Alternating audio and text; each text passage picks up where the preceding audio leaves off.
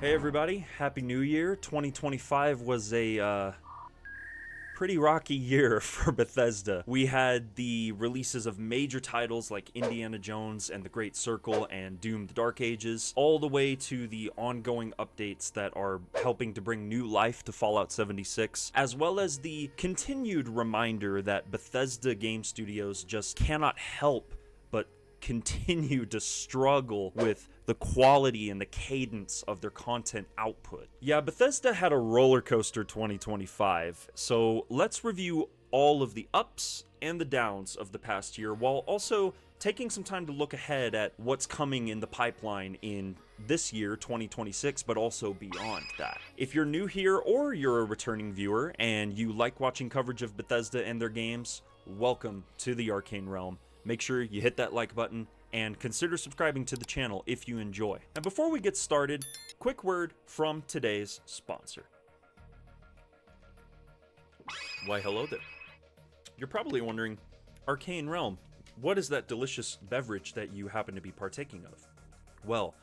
I'm so glad that you asked. If you're looking for a new and different kind of gaming energy drink with zero sugar, great flavors, and focus-boosting nootropic ingredients that help immerse you even further, then 4XP has what you're looking for. Now they have a brand new rewards system you can use for hefty discounts on their product. Every $1 you spend is another 100 points that you earn. Check the link in the description below if you're interested, and if you decide that 4XP is right for you, when you're at checkout, make sure to use my creator code 4XPRealm for 10% off your order. Thank you so much to 4XP Gaming for sponsoring this video.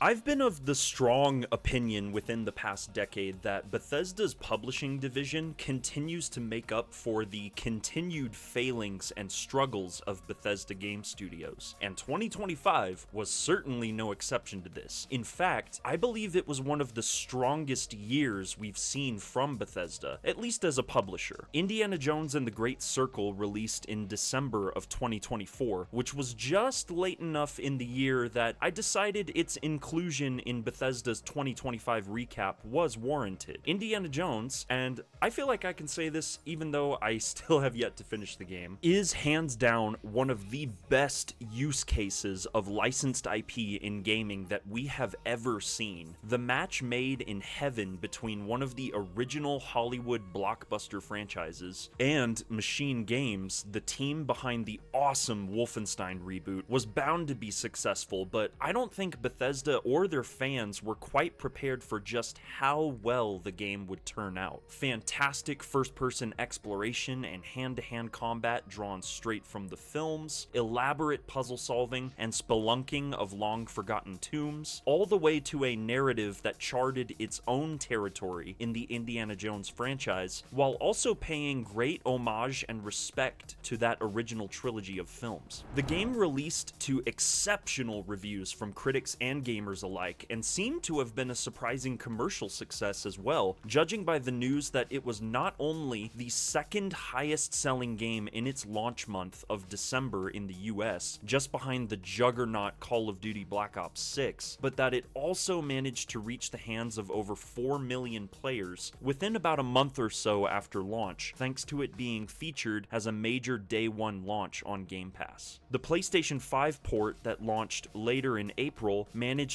to also become the best-selling game in the US during its launch week. The story DLC that launched in September, The Order of Giants, expanded on the narrative of the base game, while also providing several additional hours of story and gameplay content, and seemed to have been received almost as well as the vanilla release, for the most part. I'll tell you something, Machine Games really needed this win after the disappointment that was Wolfenstein Youngblood in 2019, and I just think it's awesome to see the team finally get some long overdue recognition for their storytelling chops and their prowess at crafting tightly designed first-person adventure games. With rumors swirling about what their next project might be, Machine Games are riding high within the Bethesda pantheon right now, and it's gonna be fun to watch where they go from here. In one of the only times this year that Bethesda Game Studios managed to succeed instead of stumble, at least for the most most part, the long-rumored and unfortunately leaked ahead of time shadow drop release of the Elder Scrolls IV Oblivion Remastered dropped in April of 2025.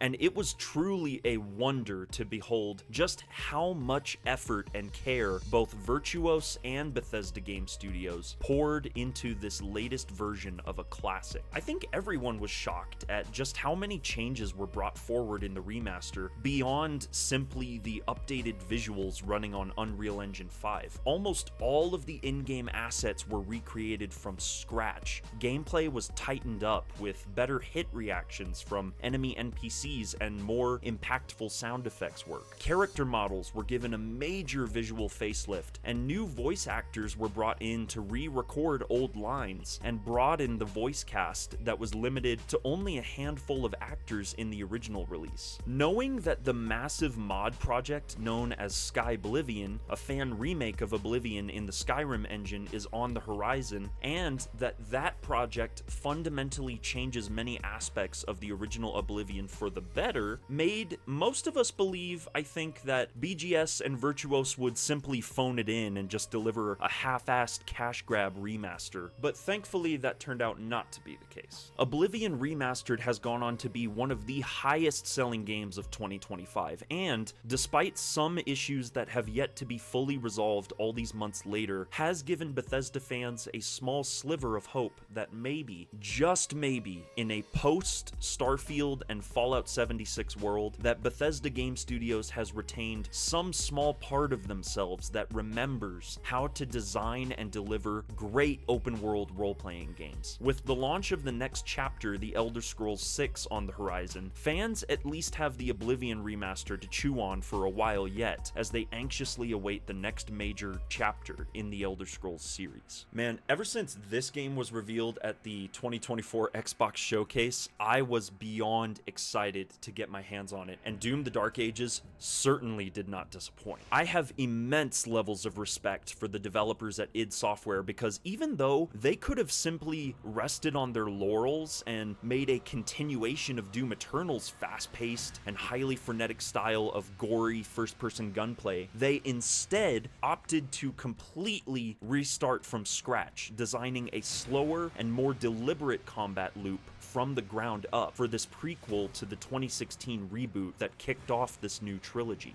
Doom: The Dark Ages was also given a stronger focus on not just narrative, as it gave us the origins of the Doom Slayer's legend recited in the Slayer's testaments, but also a strong focus on being a meaty, single-player only experience, as id Software decided to entirely ditch the traditional multiplayer component in favor of packing the single-player campaign with even more unique and original gameplay ideas, like riding a massive cyber dragon through the skies, and piloting towering Atlan mechs, and going toe-to-toe with some of the toughest and meanest demons in the franchise to date. The decision to return to the more grounded combat from the original Doom gave rise to the game's inclusion of a shield saw that can be used to parry attacks and close the gap with your foes before striking them with powerful and lethal melee attacks. This stand-your-ground combat philosophy helped to set the Dark Ages apart from the other two entries in the modern Doom trilogy. In addition, the medieval-inspired art direction, the heavier focus on the lore and world building of the Doom universe, and the chunkier, bloodier, and heavier gunplay, for my money, makes this third Doom game my favorite entry in the modern trilogy. Although I certainly loved the Dark Ages personally, it turned out to be the most divisive entry in the series thus far, garnering a wide array of mixed reactions from die-hard purists all the way to franchise newcomers. The game was received well at launch, although this apparently didn't translate to copies sold, as even though the game was reported by Bethesda to be the biggest launch in id Software history, reaching over 3 million players through PC and Xbox Game Pass, the game reportedly sold less than 1 million copies at launch, with the real number reported to be closer to only 800,000 copies sold in its launch window. To say this was disappointing would be an understatement, although I can certainly understand where many gamers' criticisms lie with the Dark Ages and why people just decided not to opt in for this new release. The game has gone on sale multiple times throughout 2025 since its release up to now and has likely sold much better after launch at a discounted price. A story DLC was announced for the game and will likely release sometime this year, and id Software have done a lot of work on the game through free updates and additions like a wave-based horde mode called the Ripatorium that has parameters that can be customized to the player's content. It's a game that I plan to replay and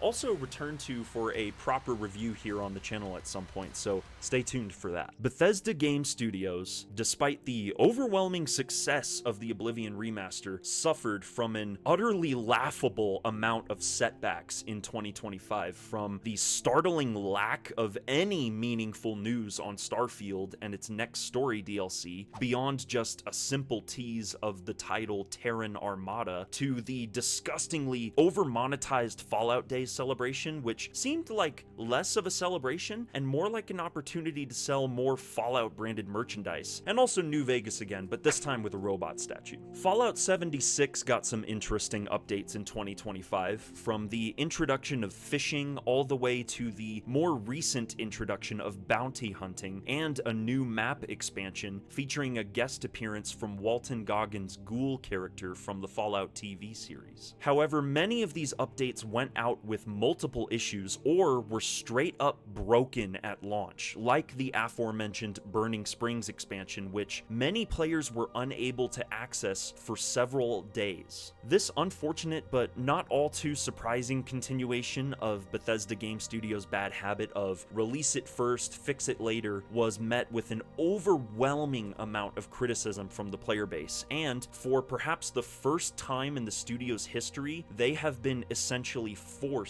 to respond. When the anniversary edition of Fallout 4 launched in November and completely broke the game for not just PC players and modders, but also the console players, Bethesda Game Studios had to commit themselves to a patch roadmap for the anniversary update, which is ridiculous because what major AAA level game developer releases a patch in recent times that is so broken that they then have to go back and patch the original patch because it was so broken? Get your shit together, Todd. Skyrim also got its millionth port to another console in the form of the Nintendo Switch 2, and not only does it have an unacceptable amount of input delay, but it can't even run at 60 frames per second on the Switch 2, which is just downright pathetic. While BGS has continued to anger their player base by releasing broken products, they also have continued to push their paid mod service known as Creations, and even though modders like Kingath Creations, for example, have crafted some really polished and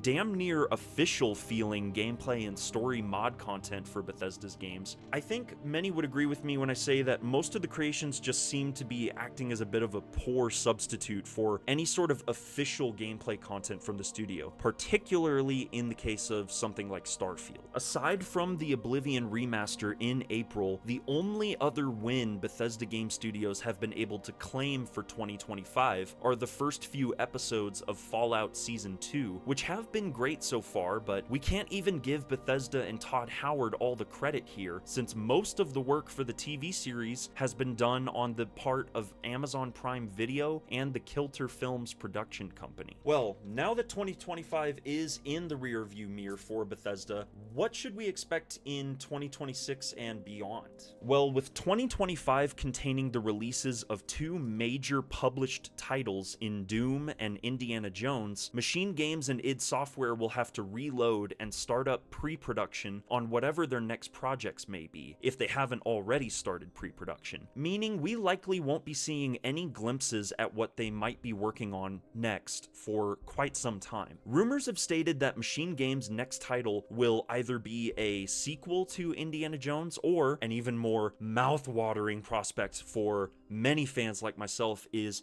the long-awaited Wolfenstein 3, which is the conclusion to the modern trilogy and the story of BJ Blazkowicz. While I personally am hoping for Wolfenstein 3 to be the next game from Machine Games, I would not be at all surprised if they felt creatively reinvigorated by their work on the Indiana Jones IP and just felt a really strong desire to just jump straight into a sequel, since the first game was so well received. Whatever their next project might end up being, Machine Games is a studio that everybody needs to be focusing on, and it's definitely a studio I'm going to be planning on covering more frequently going forward. id Software will likely be launching the as yet untitled story DLC for Doom: The Dark Ages, which will most likely include another 6 to 8 hours of gameplay for the Dark Ages campaign, and finally provide closure for some long unanswered questions, namely, how the hell did the Doomslayer wind up in the sarcophagus we find him in at the beginning of the 2016 game after the events of the Dark Ages? Beyond this, it was thought for a long time that instead of a third Doom game, that id might want to start up a fresh modern reboot of the Quake franchise, a sister series to Doom with an entirely different story and visual aesthetic. Machine Games actually teased Quake 4 in their reveal of Indiana Jones and the development behind the game, so perhaps a Quake reboot could be a co-development effort between id Software and Machine Games, not unlike how a couple of years ago Machine Games collaborated with Arcane Leon on Wolfenstein Youngblood, specifically the level design for that game. As usual, there will also be the expected updates for The Elder Scrolls Online and Fallout 76 this year, in addition to Nintendo Switch 2 ports of both Fallout 4 Anniversary Edition as well as Indiana Jones, but by and large, I really just think 2026 is going to be a pretty dry year for Bethesda's publishing label. That being said, 2027, however, is where things are bound to get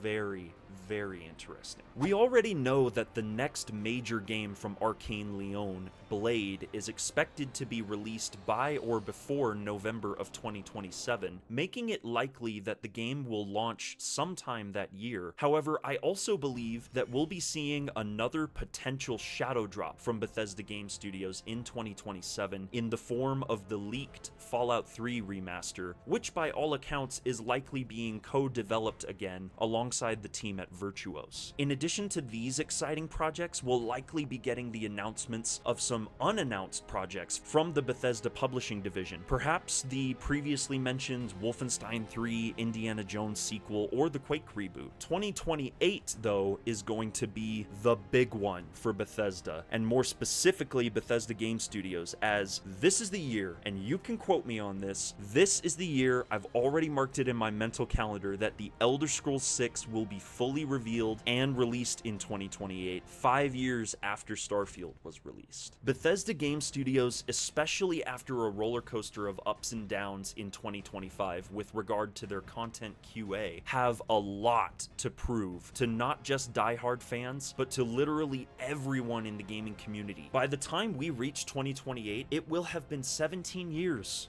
since Skyrim released. 17 years! It's the age of an average high school student, for crying out loud. The Elder Scrolls 6 is one of the most anticipated game releases of all time, right up there in the echelon with games like GTA 6 and Half-Life 3. We know that the game will be borrowing a lot from Starfield with regard to how it will look, given the fact that it will also be running on the Creation Engine 2 that was built specifically to accommodate a lot of the new technology Bethesda implemented into Starfield, especially their new procedural generation tech to build landscapes and dot points of interest at random in the playable space. Now, I'm firmly in the camp of players who believe that Starfield took this way too far, and it ultimately diluted the experience by making the task of exploring uncharted planets just a boring chore rather than an exciting adventure. However, there are certainly ways BGS could utilize procedural generation in The Elder Scrolls 6 in ways that would benefit the player experience. First and foremost, though, Todd Howard and the entire team at BGS need to focus on making a great game first, above all else, and entirely handcrafted world with multiple handcrafted dungeons to explore and fight through, a more gripping and branching narrative that respects the player's intelligence, along with more focused faction quest lines, settlement building and crafting systems, because we all know they're going to be included, that are not essential to the core experience of playing the game, but merely a side activity for those who would want to interact with it. I could go on, but I won't. Instead, if you're interested to listen to more kind of in-depth discussions surrounding gameplay, features, and story theories for the Elder Scrolls 6, I will simply direct you to some of my content creator friends like DeMarco Dude, Red Wolf Renegade, King Fan Man, 3 awesome channels that I highly recommend if you want to get your Elder Scrolls fix. So check out their stuff and make sure to subscribe to their channels while you're there as well. Bethesda has given us plenty of reasons to love them and loathe them, but one thing is for certain, they're not going anywhere, and the years of exciting releases that they have ahead of them should be enough to make any gamer, Bethesda fan or not, excited for what's next in gaming. What do you guys think about Bethesda's performance in 2025? Do you agree with me when I say it was a good year for them by and large, or do you disagree and think it was one of their weakest years? What are you most excited to see from Bethesda this year, 2027, 2028, even further beyond that? Let me know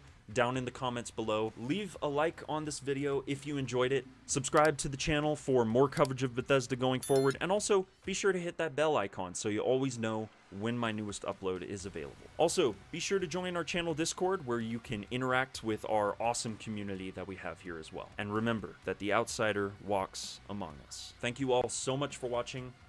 I'll see you next time.